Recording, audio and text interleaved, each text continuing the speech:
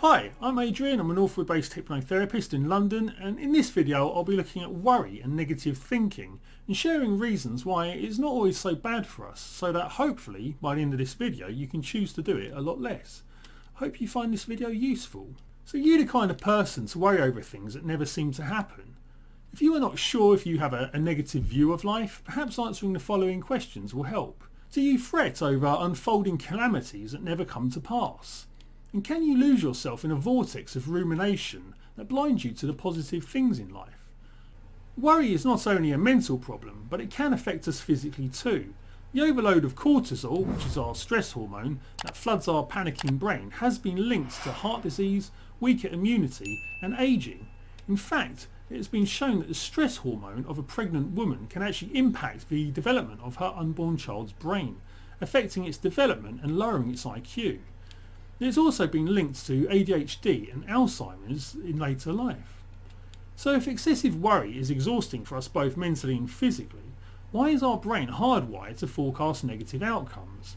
The answer is your negativity bias is trying to save your life. But what exactly is a negativity bias? In simple terms, negativity bias is the idea that our brain is more likely to focus on trying to predict negative outcomes over positive ones. If we look into our past and recall an event that our childhood brain saw as negative, we store that memory away to later act as a siren to alert us of similar dangers in the future. So a dog that barked at you when you were playing in the park as a 2-year-old will create a chain of associations in your unconscious mind, so that it is possible to carry a fear of dogs into your late adulthood. Obviously dogs aren't always a danger, but if a negative association with them is imprinted in your mind, it can be very difficult to let the fear go. Now this isn't just about dogs. We can pretty much develop negative biases around anything. It could be relationships, work, money, whether or not we are worthy of being loved, fear about not belonging, fear of failure and even fear of success. As Stephen Johnson, a popular science writer and media theorist, once said, in many ways, intelligence is really just a measure of our capacity for prediction. This is probably quite obvious, but what happens if your brain becomes too protective, creating the avoidant behaviours and limiting beliefs that we carry into adulthood? Social psychologist Roy F. Baumeister, a professor at Florida State University, co-wrote an article, Bad is Stronger Than Good, which appeared in the Review of General Psychology. In it, he said, bad emotions, bad parents and bad feedback have more impact than good ones. This is why bad experiences can have a longer lasting effect than good ones. But this isn't a malfunction. This is part of the design. Being aware of danger protects us. From an evolutionary point of view, if you are attuned to the bad things around you, you would have been more likely to survive danger. But there is some hope for persistent worriers.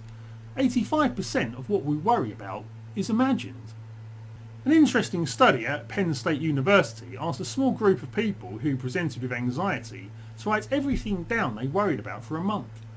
Along with their worries, they were also asked to list the possible consequences should their fears come true. It seems that most worries do not in fact actually come true at all. And even when their worries did play out, they never did so with the devastating impact that they had feared. When presented with this evidence, many in the research group found that they were better able to manage their anxiety levels.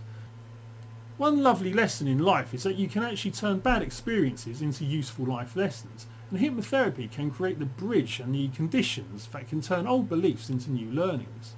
Dealing primarily with unconscious beliefs, hypnosis can alleviate negative emotions attached to old memories, relieve trauma, and allow you to consciously reframe old experiences. Or we can take comfort in the wise words of French philosopher Michel de Montaigne, who once playfully mused, "My life has been filled with terrible misfortune, most of which never actually happened."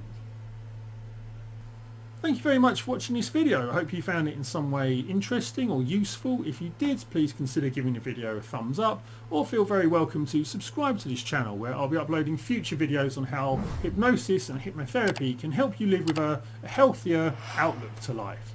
Thank you very much for watching.